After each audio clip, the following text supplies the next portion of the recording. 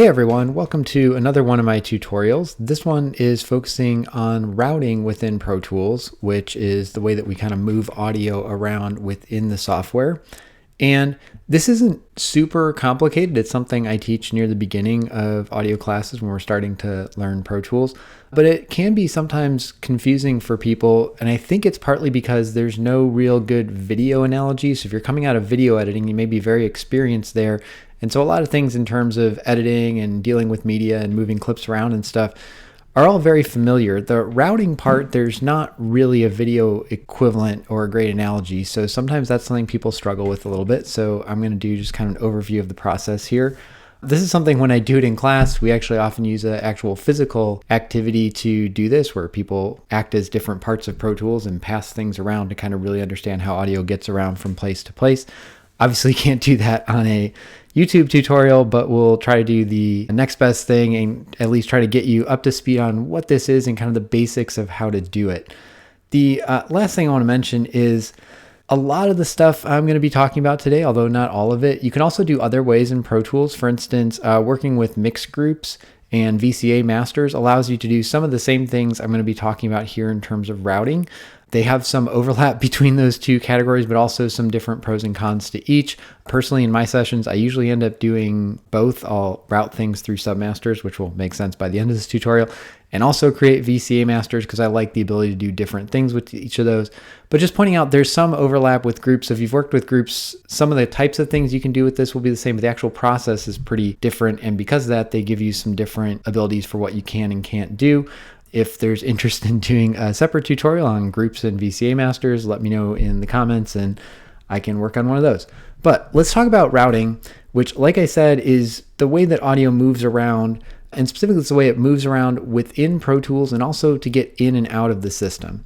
So let's start out by thinking about Pro Tools. So we've got Pro Tools here as a sort of blue box existing in this larger world, which is the white background around it. And one of the things that's important to understand in routing is just the sense that there's things that happen inside that box and there's things that happen outside it. At the very simplest level, on the left side here, you'll see things that might come into Pro Tools from outside places. So commonly this would be microphones. We're in a studio doing some recording and there's sound coming into the microphone and somehow that gets into Pro Tools.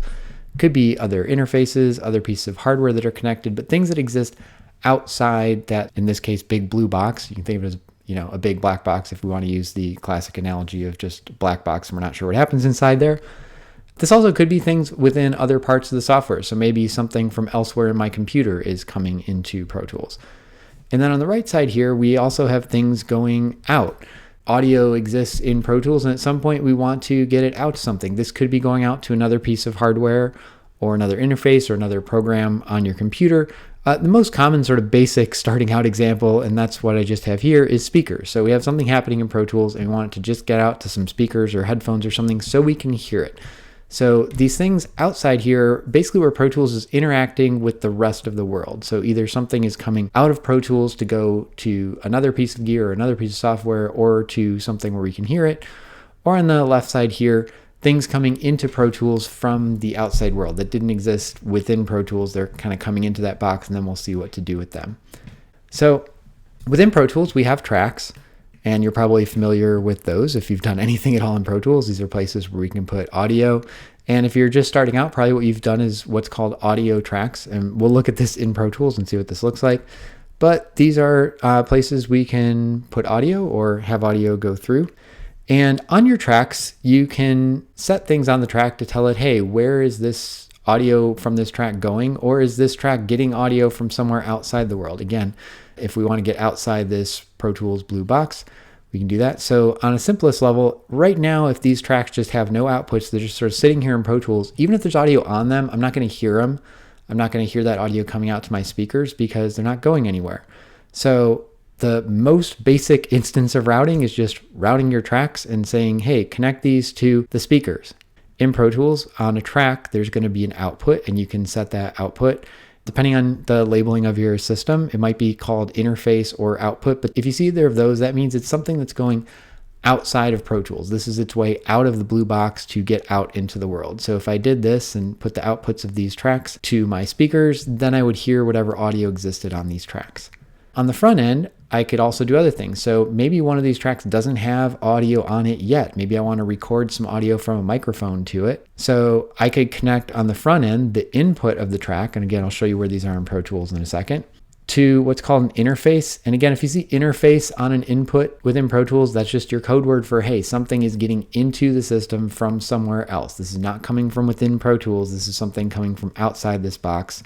In this case, maybe I have a microphone hooked in and I say, hey, use that as the input for this track, and that audio can come onto this track. And then it could come through here and go out to the speakers so we could actually hear what's being done on the microphone. So that's just sort of the most rudimentary elements of routing. This is largely done for you, particularly this part about the output going to the speakers. Usually when you create a new Pro Tools session, if your hardware has been set up right and everything was working beforehand, you create a new session, and by default, your tracks are just going to already have an output set to go to these speakers, and you would just hear things. But that's not necessarily the case. Maybe something got screwed up. Maybe you moved this project from another computer that had a different hardware configuration, which means that some of these outputs have changed and it's no longer going out to the speakers, so you need to update that. So it's good to understand that this is happening behind the scenes, but usually when you create a track, by default, it's going to automatically kind of send it out to your speakers. It will also automatically set up things to have some sort of input, and there's a system Pro Tools does for that. Basically just starts going down the line of any microphones or inputs available to it, and by default just sort of routes these. Normally on an audio track, you won't hear them, because as I'll show you, normally what an audio track's going to do is just look for audio already existing on the track, something that's been recorded or edited onto there already.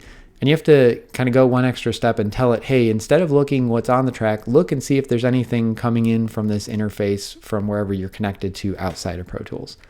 So that's our kind of simplest version of this. I do want to show you that things can get like one step more complicated, because this will feed into what we're going to actually do in Pro Tools. I could have some different tracks here. And again, let's say there's some audio on a couple of these tracks. Right now, nothing is getting out to the speakers. All these are just sort of floating where they are. And one thing I could do is, instead of taking these two tracks, let's say these were the two that had audio on them. Maybe I could have made this one a different color. Probably should have, but I didn't. These two had audio on them. And I could say, this one's going right out to the speakers. This one, I don't want to go right to the speakers. I want to go through another track. And we'll talk about reasons why you might do this. This isn't necessarily obvious at this point why I would do this, but bear with me for a second and assume I have a reason to do this. I want this audio to, instead of going straight to the speakers, to go onto this other track first and then go out to the speakers. And the way we do that is with what's called a bus. In Pro Tools, when you set your inputs and outputs of your tracks, and we'll look at these, you have the option to set them to either an interface for your input or an interface or output for your outputs. Again, those are code words that shouldn't say code words. It's not like it's a secret code. Those are cues that tell you, hey, this is things coming in or out of the system. I'll also have options for buses in both cases, and buses are ways that I can move audio around within the system. So you'll notice this never leaves the blue box. One side's in the box, the other side's in the box. This is just moving things around within Pro Tools. So in this case, from one track to another track. And I could do that. I could also put multiple things on the same bus. So I could do something like this, where both these tracks feed into the same bus, which goes to this track, which then goes out to my speakers. And one thing I want to note is your routing is always going to look, if you drew it out, something like this, where you have tracks and then something connecting them either to a track or going out to your speakers or something. I can never just have a track go right into a track. It needs to go through a bus, and I can never have an interface or something go directly into a bus, or a bus go directly to the speakers. I have to have a track between them. So you can always think of these as like, I can do like one layer of wires between them, and then it's got to go to another track before it goes to the next thing. So if I was drawing this out, I can't say, hey, track, get on this bus, and that bus goes to the speakers. I would have to say, track, get on this bus. This bus has to go to another track first and then go to speakers. Obviously, I could feed this track directly to the speakers if I wanted to bypass that. But my point is, a bus can't go directly to some other output, and a track can't go directly to a track. I have to have a bus in between if I'm connecting two tracks together. Okay, so that's conceptually what's going on with routing. And I realize I haven't covered sort of why you would want to do this. So let's look at an actual Pro Tools session and talk about what's going on in there, look at how the routing can be set up, and then see why I might actually want to do something like this and how this can be helpful to me. So here I have a simple Pro Tools session I've created. You'll see I have a few tracks on here. Most of these are stereo. This one up here is mono for reasons I'll explain in a second. And I've just put some audio on these. This is just some sample sound effects off a sound effects CD. And if I want to see the routing, I could go over here to my mix window, and here where it says IO, these are my inputs and outputs for each. So you can see for this particular track, the input right now is set to Chrome, meaning it's looking at input from my web browser. And the output is going to out12, which in this case on this particular computer is set to like my main speakers. So you can see all these tracks right now are just going straight out to the speakers. I'm not going through any buses or routing any tracks through tracks or anything like that. And just for kind of ease of viewing, I'm going to open up that view on my edit window so we can kind of see everything at once. I'll say this is totally personal preference. I just normally don't do this. I like to keep my edit window pretty clean, just editing. If I want to mess with my inputs and outputs, I'll go over to my mix window here. Remember, Command equals on a Mac or Control equals on a PC will always swap you between those two windows. So I would normally just do this in my mix window, but in this case, just so we can kind of see everything in one place, we'll do this here. And you can see the top here is an input, bottom is the output.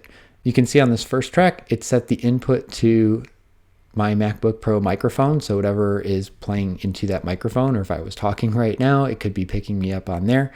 And you'll notice this is labeled as an interface on my input. So interface, remember, is telling me this is audio coming from outside the Pro Tools system, from somewhere else, in this case from a microphone. I also have the option that I could set as my input a bus. And remember, this would be if the audio is coming from somewhere else within Pro Tools. On these stereo tracks here, you can see again, interface. In this case, it's looking for audio coming out of my web browser. And I also have bus options. In this case, since it's a stereo track, my bus options are all stereo pairs, bus 1, 2, bus 3, 4. And this just means it's two buses working together. So one bus is going to carry the left channel sound, one bus is going to carry the right channel sounds. This is like mono bus 1 and mono bus 2 working together to make bus 1, 2 stereo. And if you're interested, you can actually go into these in your setup IO and go to your buses, and you could rename some of these. In fact, let's just, while we're in here, do this quick. I'm going to make, for reasons that will be clear in a second, a dialogue bus, and I'll make an effects bus. And that didn't change anything, didn't change like how these work. I just changed the name of them. So now if I go back in here and said, I want to choose a bus, you can see I have a dialogue bus and an effects bus. They're both stereo, and you can see each of those stereo buses is made up of two mono buses. This is my input. I can choose from the interface or from the bus. If I go to my output, I can choose actual physical output, in this case going out to my speakers. Out 1, 2 stereo, which I told you on this particular computer is my main speakers. Your system may be set up differently, so make sure you know what your speakers or wherever you're trying to get to is.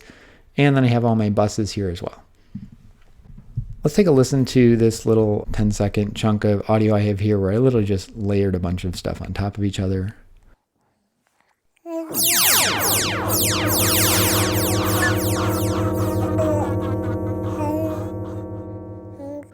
Okay, and I've just labeled these, pretending this is a movie I'm working on, as one track of dialogue. And the dialogue here is this kind of baby cooing sound.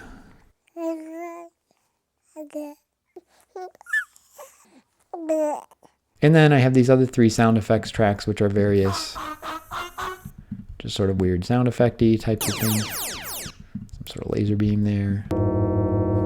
Some sort of tone there. Okay. Again, this is not about the actual sounds I'm using here. This is just stuff I grabbed that I happen to have on my computer for a quick demo. When I listen to that, I might say, man, that baby is really what I want to hear. That's the main character in this scene. It's being drowned out by all these other sounds. And it's really hard to hear with all those sound effects and stuff going on. So there's lots of ways I could do something about this. I could go into my volume and I could pull down the volume on this and go into this one and do the same thing. Undo that. Or I could go here for all these and, pull down the volume on these to the right amount. But if you imagine this is like a full movie with lots and lots of sound effects tracks and lots of different things edited together, that can get really tedious, and I could also really screw things up. Like maybe I balanced all these sounds out the way I want, and the sound effects actually are balanced with each other the way I want. So this one is the right amount of loudness relative to this one, relative to this one. It's just that they're drowning out this. So something I might really like and find useful is a way to control all of these at once. And this is a place where I can use some routing to help me out. And as I mentioned at the beginning, there's some things that routing can do that is similar to what mixed groups and VCA masters can do. This would be one of them where that would be an alternative way to go. But let's take a look at this from a routing perspective. What I want to do here is have some place where I can control all of these 3 sound effects tracks. I could even control this 4th one that's empty right now. All of these together. And so if I want to hear the baby sound louder relative to these, I can pull down all of these at once. And so what I'm going to do here is an example of what I showed at the end of those little diagrams, which is put a bunch of tracks going into another track. So this would be this setup. I'm going to take all these sound effect tracks, feed them into a single track here, and then I can adjust the volume on this track and it'll affect all the audio from all of these earlier ones. And I'll show you how that does that. Let's start with this first track. Instead of going straight to the speakers, what I want to do is route it through another track first. And if I'm going from one track to another track, that means I'm moving things around within Pro Tools, which means I'm going to use a bus. So I'm going to put this on a bus, and in this case, I'm on the dialogue track. I don't actually need to do this because I only have one dialogue track, but let's go ahead and do it anyway. Maybe I'll have more dialogue tracks in the future. I'm going to put this on dialogue bus. So just outputting there. Now right now, if I play this track, you can see levels. There's the audio on that track is playing. It's soloed, which is why I'm not hearing these. But we're not hearing it. It's not going out to the speakers. And the reason is it got on this bus, but then never made it to the speakers from there. So the analogy here would be these tracks, or this track in this case, gets on this bus, and there was no other track here. This bus just sort of goes off to nowhere and stops. An analogy I like to use in class, and may be helpful to you in thinking about this, is think of a bus within Pro Tools as like an elementary school bus in the morning that goes around and picks up the kids and takes them to school. And it's important that this is the morning bus, not the afternoon bus, because if you think of the morning bus, it can go to all these different stops, keep picking up different kids, but it ultimately drops them all off at one place. They're all going to the school. And buses kind of work the same way. I can have a whole bunch of things all get on this bus, but once they're on, they can't say, hey, I want to get off here and this other part wants to get off here and this other part here. Once they're on, they're all going to the same destination. They've all been mixed together and we can't separate them out anymore. To really mix some metaphors here, it would almost be as if we were like cooking something on the bus, and at the first stop we pick up some eggs and dump them in the bowl, and at the second stop we pick up some flour and dump them in the bowl, and at the third stop we pick up some sugar and we dump all that in the bowl. And at that point, I can drop off that mix of all these ingredients at our final destination, but I can't re-separate the things once they've been put on the bus together, right? I can't get to the end and say, hey, I just want to get the eggs out. Well, no, the eggs have been mixed with the flour and sugar and everything else. I realize this is a weird analogy about cooking on a bus. But same thing is true here. I can put as many things as I want to get onto this bus. Once they're on it, everything on it is mixed together and you can't re-separate it out. So that's just something important to know. The other thing is, if I don't have this bus going somewhere, if I don't give it a destination, all the kids got on the bus and they don't know where the school is, the bus doesn't have a place to drop them off, and if we want to be really brutal about it, we can say this bus just sort of drives off a cliff, everyone's killed, and we never hear from that sound again. I said sound instead of kids because it gets really creepy if it's kids, right? Everything that gets on this bus doesn't have a place to go, which it doesn't right now. This sound just disappears, kind of vanishes into the ether. So we need to give this bus a place to go. So I'm going to make myself another track, and what I'm going to make is what's called an aux input in this case, and I'm going to call this my dialogue submaster, which in this case, I only have one dialogue track, so this isn't really necessary, but you'll see we'll do the same thing with the sound effects. I'm going to set the input on this track to that bus. So I'm not going to use the interface, I'm going to use a bus and say dialogue bus there. So if you think about what's happening here, this audio, as it plays through, gets onto the dialogue bus, because this is the output for this track. This is where everything from this track goes. It goes onto that bus. And then this track has set that dialogue bus as the input. So the audio is getting off here, it's getting off the bus onto this track dialogue sub, and you can see this track does output to my speakers. So basically the audio goes through this track to this track and then out to the speakers so I would be able to hear it. One thing I need to check here is right now, you can see because of my solo, this track is muted as well. So if I solo both of these and play this again, Now I hear my baby back again, and you can watch the levels in these and see in this case they're exactly identical because I only have one thing getting on the bus, which just goes straight to here. So basically these two tracks have exactly the same audio playing through them. Now I mentioned when I created the track, I did this as an aux in instead of an audio track. And the difference with that is I can't put audio on an aux in. So if I grab some audio over here, you'll see I could drop this on any of these stereo tracks, but I can't drop it on the aux in. Nothing can live on the aux in. I can't put clips there, edit things onto it. It's just a place for things to pass through. In this case, for this audio to pass through and go to here. That's the kind of principle of this. Let's do the same thing with the sound effects, which in this case is more important because in this case I actually have multiple tracks and I want them all to go on the same place, all to get on this same bus. I'll show you there's something that is a little bit of a time saver, but you always want to be clear about it because it's kind of hiding something under the hood.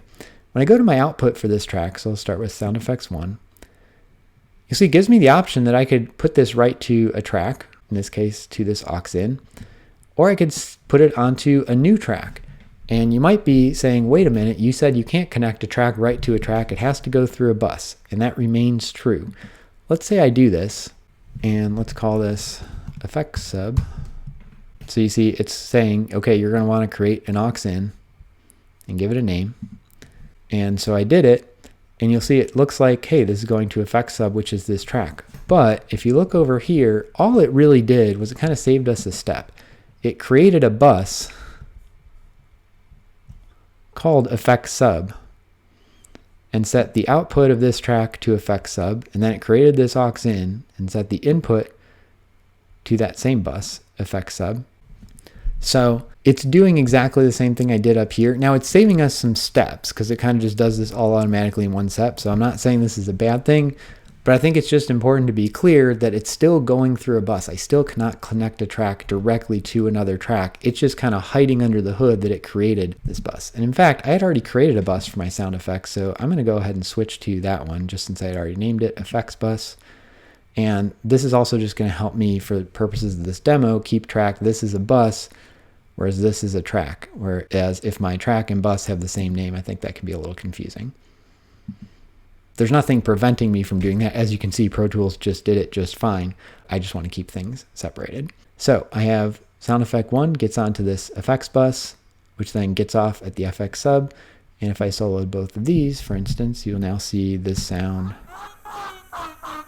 playing through my effects sub and eventually getting out to the speakers because that track outputs to the speakers. Let's do the same thing with these other tracks. Here's a little shortcut. I'm going to select all of these tracks. I clicked on the top one, held down shift, clicked on the bottom one, and I'll go to the output for those. And I want them to go on this bus, and I'm going to hold down option and shift. Now you might be aware that option, or alt if you're in Windows, option is a select all function in Pro Tools. So if I did something like this, normally if I just hold down option, it's going to do this to every track in the session. If I hold down option and shift, that's do to all selected.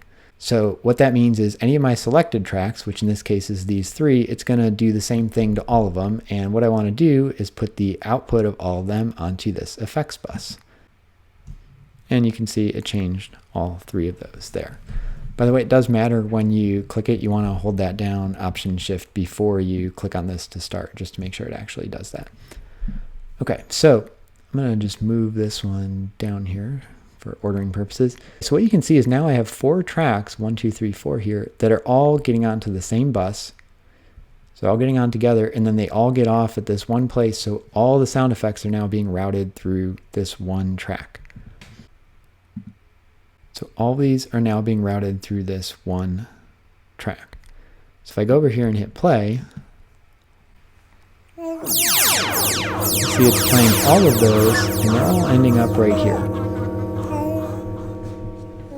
Now, remember I said that the advantage of this was going to be to allow us to control things more easily. So let's go back here and play this again. And this time what I'm going to do is I'm just going to lower the volume of this submaster that's controlling. At this point, all of my sound effect sounds are feeding through here, are passing through this track.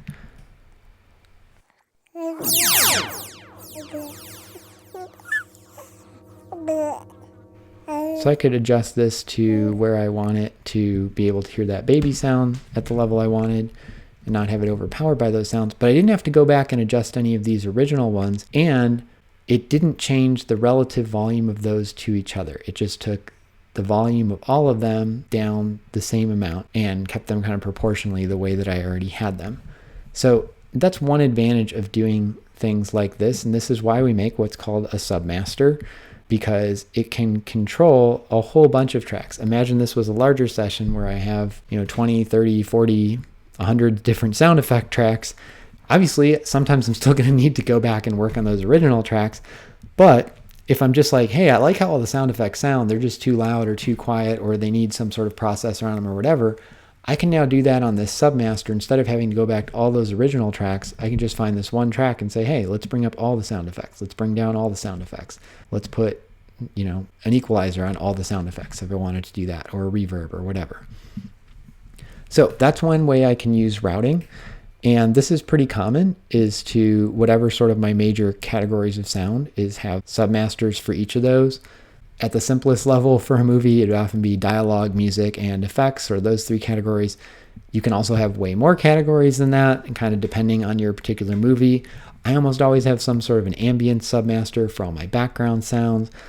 Depending on what the details of the movie is, I might have other specific categories. So just as an example, I did a movie one time that had a lot of clock sounds, and that was kind of an ongoing creative element of the sound design, was that there are always these different clocks playing differently. And I had so many tracks of those, I just said, hey, I'm going to make a clock submaster. And so if I ever need to like pull up or pull down the clocks, I can immediately go there and do it. So that's the idea of routing things through buses. You can see I can have as many things as I want all get onto the same bus, which is at this output stage. So I'm selecting the bottom one of these two, which is the output, and then they get off at one track. So one place where I'm going to select the input, this top option, and set that to that same bus. It is possible to have multiple tracks where this bus gets off. So if I wanted to, I could make another aux in here and set the input to this to also be the effects bus. So I basically have two copies of this going to two places. That will work. It's kind of conventionally not done just to help you keep track of things, but it is possible for the effects bus to, or any bus, to be the input for multiple places. I personally don't like that aesthetically and in terms of organization, but it's doable. What I do want to point out, though, is you can't split the stuff off again once it's all been put on here. So once these are all on here, there is no way to take this effects bus and split it back to like, hey, I just want sound effects 3 or sound effects 2. Once they're all on there together, they're mixed together and you can't do anything about it. Now I could go back to here and not put it on the bus in the first place, or I could use a send, which we'll talk about it in a second, to get another copy of that audio somewhere else. But as far as the audio that's gotten on the bus, you cannot split it back out. Once it's there, it's all mixed together. Okay, I'm just going to delete this extra track that I didn't want in the first place. So this is all working with buses, and we talked about the interface on the output side, so outputting to our speakers. I do want to show you just the input side of that. So I have this track here, and as I mentioned before, the input for this is set to the microphone, but you'll notice you're not seeing any levels. Even though I am talking near my microphone, it should be picking it up. And the reason is that this is an audio track. So for an audio track, by default, it's going to read whatever clips and files are here, and it's going to ignore its input. So it's going to behave as if there's no input set here. It's just ignoring whatever's coming in there. This is different than an aux in. If I made a mono aux in and set the input for that to be my microphone, you'll notice you're seeing levels. And they're corresponding with my voice and how much I'm talking, because aux-ins by default are always listening to what this input is and passing through whatever audio is there. Whereas audio tracks, the default for them is to play the audio that's already on the track. But if I want to hear what's coming in, I could hit this button, which is your I or input, or I always think of it as like an L for listen, I guess technically track input monitor. And now I can see the levels coming up there. I have this muted so I don't get any feedback by having this come out my speakers and then get picked up back by the mic and then play out through the speakers and get a feedback loop. Or I could also record on here. So if I record enable this and hit that, and then let's just do a little brief recording here. 1, 2, 3, 4, 5. I'm talking into the microphone and you're seeing something. You can see it recorded that. And now I'm going to turn this off. So it's going to now be playing what's on this track because this is turned off, the input monitor thing. Unmute that. 1, 2, 3, 4, 5. I'm talking into the microphone and you're seeing something. Okay, and you can see it recorded that. So again, I have an interface set here, so it's taking audio from outside Pro Tools and bringing it in. And in this case, then I said record it, and it ends up here. One other handy thing to think about in the same sort of vein is I don't have to record just from outside sources. So I can record from things within Pro Tools. So let's say this little section here with these 3 tracks together, I actually just really like how that sounds, and I think that's a cool sound effect. I want to use it later in my piece. And so I actually would like to just make this its own sound. Well, I could do that. Let's take this track here because I'm not doing anything else with it right now. And I'm going to record onto this track. And I'm going to set its input as, I could do the effects bus in this case, but to just be clear, I'm not. I'm going to say bus 7/8. So whatever's coming onto bus 7/8, I want to record here. And then I'm going to output this to my speakers. Okay, and I want to record whatever's coming from these 3 tracks. So I'm going to put these 3 tracks all going onto bus 7/8. Again, I could have done this with the do to all selected. I'm just doing it that way for clarity. Okay, so these 3 tracks, all the audio from them is getting onto bus 7/8. And then bus 7/8 is getting off here where it is going to be recorded. So I'll do the same thing here. Start my recording.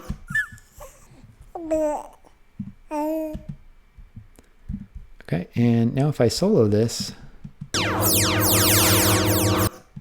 it recorded that mix of those 3 of these down to one sound. So this is also a way you can use routing within Pro Tools, taking audio from multiple tracks, routing it into one track and recording it to do what we would call a mix down or a fold down and take what was several layers of things, which could have all sorts of processing and inserts and stuff on them. It's going to take all that and mix it down to one sound. And then this sound, I'll just label this my cool sound effect, I now have access to as just a file. I don't need to worry about grabbing all 3 of these and keeping them in sync and figuring out what processors and stuff I had on them and any plugins that might be on the track. In this case, there aren't any, but there could be. I don't have to worry about that every time I want to use this sound. I can just go over here to my cool sound effect, grab it and put it into my session, and boom, there it is, because I've made it into an actual file of just that sound. So that's another way to use routing. One thing I'm going to do quick while I'm thinking of it, you'll notice when I solo one of these tracks, my submasters here get muted, which is normally what we expect. When we solo one track, we expect all the other tracks to get temporarily muted with this sort of faded mute there. The problem with this is, let's say I wanted to hear what's on track sound effects 3. And actually, I'm going to mute this track that I just recorded onto because I don't actually want it. And I'm going to put this routing back where it was. So they're getting onto the effects bus, which then goes to the effects submaster. Okay, so let's say I just want to hear track sound effects 3. So I clicked solo on this and I go over here to play it. And I'm not hearing anything. And the problem is it's getting onto the effects bus. The effects bus goes to this track and it goes to this track, but this track's muted. So it's not playing when it gets to the speakers because it was muted here. There is a way around this. And you can do this with any track, but I particularly always want to do it with my submasters, which is to do what's called a solo safe. And I'm just going to hold down the command key and click on the solo button, and you'll see how it kind of fades out. That means this track is solo safe, meaning it is not going to get muted when I solo other tracks. You can see if I solo these, nothing is happening to these. They're not getting soloed, they're not getting muted. Now, I still can like solo this track by clicking on it or mute it by clicking on it. So those functions still work. It's just saying when this solo is sort of faded out here, that's saying this track will always stay active even when other things are soloed, unless I manually mute it and tell it, hey, this track should be muted here. So now if I go back and solo this sound effect, I can play it and hear it coming through here because this track is no longer muted. And of course it's pretty quiet because I had lowered the volume on this track quite a bit. Let's pull it back up a little there and do the same thing again, just so you can hear it. Right, so it's now playing out through our speakers just as we would want. So that's the solo safe function. It's possible within your version of Pro Tools, and depending what preferences you have, when you create aux-ins, they might come in already with solo safe active, or they might not. But if you see them come in like this, that's what that means. And if you want to turn it off, you can hold down Command and click solo to go back to normal mode, or vice versa. If your tracks come in like this and you want them solo safe, you can Command click and solo safe that track. The last thing I'd like to hit here in terms of basic routing is one other thing that we haven't talked about yet, which is sends. And if you look at my mix window here, you can see I have sends on these tracks. There's actually more than that. So if I wanted to show a second row of sends, I could show these. So I have up to 10 sends on each track. I don't need to see all of those right now, so I'll hide that. I could also show these over here in my edit window. So again, I normally don't do this, but I'm going to go ahead and do it just to keep everything on the same screen here. And what you need to remember about a send is a copy. So anytime I'm turning on a send, I'm saying make a copy of any audio on here and send it somewhere else. Now beyond that, all the same routing stuff applies. So you can see if I go to a send, so let's do this track for instance, you'll see I click on one of the sends and I can choose an output or a bus. I have those same things I did before in terms of track and new track, which remember are still going to feed it through a bus. They're just sort of streamlined way of doing that with Pro Tools doing a little bit of work behind the scenes for you. But this is really just another place I can route things. So I could, for instance, do a send to the speakers here. And you'll see I get this little window come up for my sends. The way my Pro Tools is set up, by default, when I create a send, it comes in at -infinity, meaning actually none of that audio is going to be copied. I'll just type in a 0 here to copy it kind of exactly as it is, 0 gain, so don't make it louder or softer than it already was in the track. There's also this thing here, which is to send it pre or post fader. I'm not going to get into that in this intro tutorial, but just note that's where that is if you're trying to do a pre or post send, basically before or after it goes through any of your panning or mute or volume changes here. But now I have the send active. So if you think about what this is doing now, whatever audio is on this track, let's first go through our main path here. It's getting onto the dialog bus. The dialog bus gets off here at the dialog submaster and goes out to the speakers. So that sound's making it to the speakers. Then I have another copy that's going directly to the speakers. So in this case, I would just end up with the volume on this being louder at the end when it comes out the speakers because I'm sending 2 copies of the same audio to the same place. This would not really be a very useful use for this, but that's kind of what this is. You can think of plenty of reasons where you may want to do sends to get multiple copies of things floating around. For instance, let's say that I'm doing some recording in the studio. I have some actors in doing some dialogue or ADR, and they want to be able to hear what's going on. I want to be able to hear what's going on. So I could have the main output here going, let's just say hypothetically, to my speakers so that I can hear it. And then I could have a send that's going to one of their headphones and a send that's going to another of their headphones so they all can hear what's happening themselves. So in a recording situation, that's a kind of common type thing you want to do there. I can also use this within Pro Tools to get things to different tracks. So this is getting a little more in the weeds than I really want to for this tutorial, so I'm not going to get into all the why you would do this exactly this way. But for instance, let's go back to, we got our baby here. And you know what we forgot is this whole scene's taking place in this giant echoey cathedral, and I want some reverb on my baby sound so it sounds like that cooing is happening in a big empty echoey cathedral. You may be aware one way I could do this would be go to my inserts on this dialogue track, and I could create a reverb plugin and put it there. For reasons that are beyond the scope of just this intro level routing tutorial, I don't necessarily want to do that.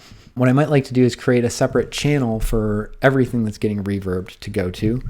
So what I'm going to do is make a new aux-in for myself, and I'm going to call this reverb.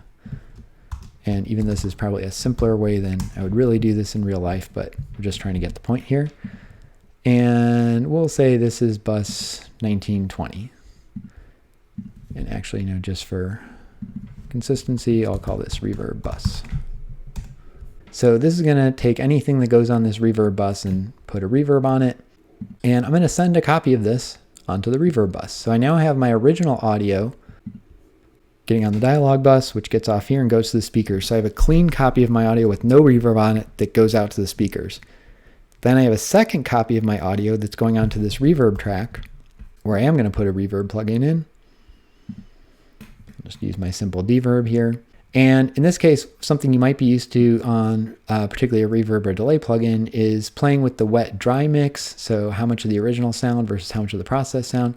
In this case, if I'm routing it this way, I want this to be all process sound because I already have my original sound going to the speakers and playing out clean. So this is just going to be the sound of the reverb.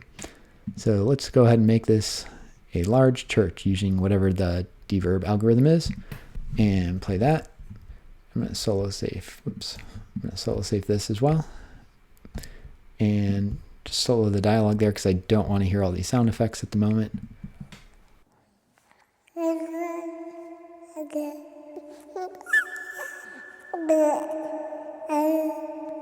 Okay, and you hear all that echo going on. And just real quickly, I will say one of the reasons I like to set this up this way is now, just like with my submasters, I have a real easy way to control how much reverb is on here. Now, it's not changing the reverb algorithm. It's still going to be that large church algorithm, and I could go in and tweak all the settings and stuff for that. But if I'm playing this and just like, yeah, it's kind of a lot of reverb. Let's just dial it back a little bit so we're hearing more of the original relative to it, instead of having to go into here and mess with the wet dry mix and all that sort of thing. There's other advantages to this too in terms of how much processing power it's drawing, in terms of the fact that I can feed multiple things into this same processor and they'll all get exactly the same reverb on it without me having to go and like make sure they all match up. But that's the general idea of that, and that would be a situation where I could use Ascend to do that because now I have my original copy of the audio that still makes it out to the speakers, and then I have the second copy that's getting the reverb on it and going through this channel. Last routing thing I'll show, which is not exactly routing, but I always think of it as related, is just one other type of track, which is a master fader. So I'll again make that, and I can go in here. You can see there's other types of tracks that I'm not getting into in this tutorial. I'm going to make a master fader here. And you can see by default, this is controlling everything that is going out to my main speakers. You could change this.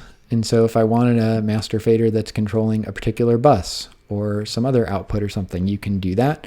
You notice this doesn't have an input and an output. It's not like these other tracks where I can choose what's coming in, what's coming out. This is basically saying, hey, anything that's passing through here on its way through there gets controlled by this.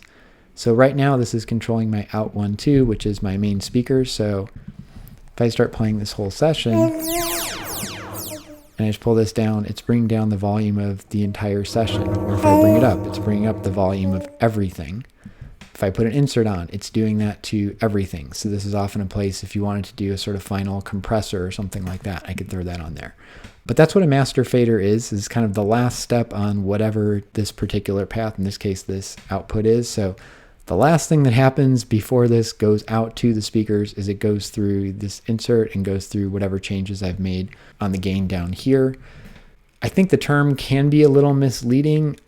The idea of a master is, yes, it's controlling everything on here. So in this case, if I have one that's controlling everything that makes it out to the speakers, this really is controlling everything I'm hearing. So it is a master. But again, I could set this to control different things, and you can have multiple master faders. So I could have one that's controlling everything, and I could have one that's controlling just the dialogue bus here. This would be another way to get a layer of control on this, and I can create multiple master faders within the same session. How you actually want to set up your routing in a large session, and exactly what tracks you need and how you want to route everything through, and what sort of controls you want in terms of aux-ins or VCAs or masters, that gets a lot more complicated, and also a lot more sort of personal preference depending on how you want to work and how the session is set up, what sorts of tracks and sounds you have and you're dealing with, what your workflow is, are you passing this on to someone else, all sorts of other things that you may want to take into consideration. So I'm not going to give you hard and fast answers on that, but hopefully this was a good overview of the routing process and kind of what routing means and how you work with it within a session. Hopefully that was helpful to you. As always, if this was useful, like, subscribe, pass on the word to friends, and I'll see you next time.